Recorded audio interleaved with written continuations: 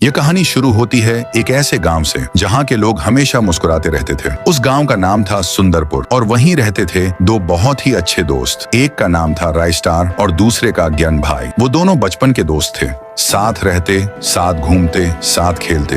पूरे गांव में उनकी दोस्ती मशहूर थी। लेकिन एक दिन कुछ ऐसा हुआ जो उनकी जिंदगी हमेशा के लिए बदल गया। सुबह सुबह रायस्टार ज्ञान भाई को बुलाने उसके घर गया, पर जाकर देखता है कि ज्ञान भाई और उसके पापा अपना घर खाली करके गांव छोड़कर जा रहे हैं। रायस्टार ने पूछा, कहाँ जा रहे हो तुम लोग? ज्ञान भाई बोला, मेरे पापा ने शहर में एक नया घर लिया है, बहुत बड़ा है, आज से हम सब वहीं रहेंगे। रायस्टार बोला, तो इसका मतलब अब हम कभी नहीं मिलेंगे? ज्ञान भाई बोला, नहीं यार, मैं बीच बीच में मिलने आता रहूंगा। फिर ज्ञान भाई अपने घर वालों के साथ चला जाता है। रायस्टार दूर एक बर्च के पेड़ के पास खड़ा होकर उसको जाते हुए देखता रहता है। उसके बाद हर दिन रायस्टार उसी पेड़ के पास बैठकर ज्ञान भाई का इंतजार करता है। दिन ढल जाता है, शाम हो जाती है, रात भी, पर ज्ञान भाई कभी वापस नहीं आता। आखिर में रायस्टार को लगता है कि अब वो कभी नहीं आएगा और धीरे धीरे वो उसे भूल जाता है। फिर 15 साल बाद का सीन दिखाया जाता है। रायस्टार अब बड़ा हो चुका था, एक आर्मी कैप्टन बन गया था। उसके पास अपनी एक पूरी सेना थी। दूसरी तरफ एक सुंदर से गांव में एक बड़ा सा महल था जिसमें अब रहता था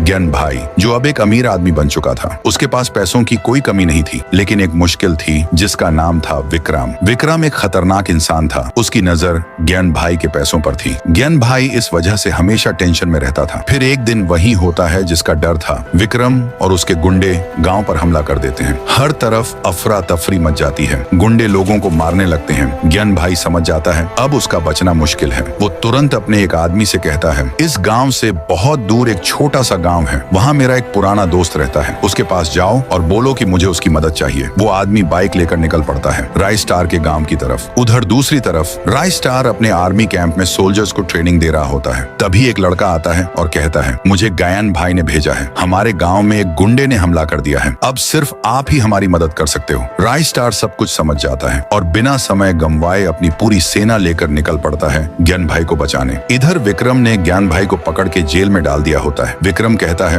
अब तुझे कौन बचाएगा? तू गया। ज्ञान भाई बोलता है, तुझे नहीं पता, मेरा एक दोस्त है जो मेरे लिए जान भी दे सकता है और वही तुझे मारकर मुझे छुड़ाएगा। तभी अचानक सब तरफ एक गहरी धुंध छा जाती है और उस धुंध के बीच से एंट्री होती है रायस्टार की अपनी सेना के साथ। वो गुंडों पर टूट पड़ता है। तेज लड़ाई होती है, गोलियां चलती हैं, हर तरफ मारधाड़। कुछ देर बाद जब धुंध हटती है, विक्रम जेल के अंदर देखता है ज्ञान भाई वहां से गायब है। वो तुरंत पीछे मुड़ता है तो देखता है रायस्टार खड़ा है अपनी सेना के साथ।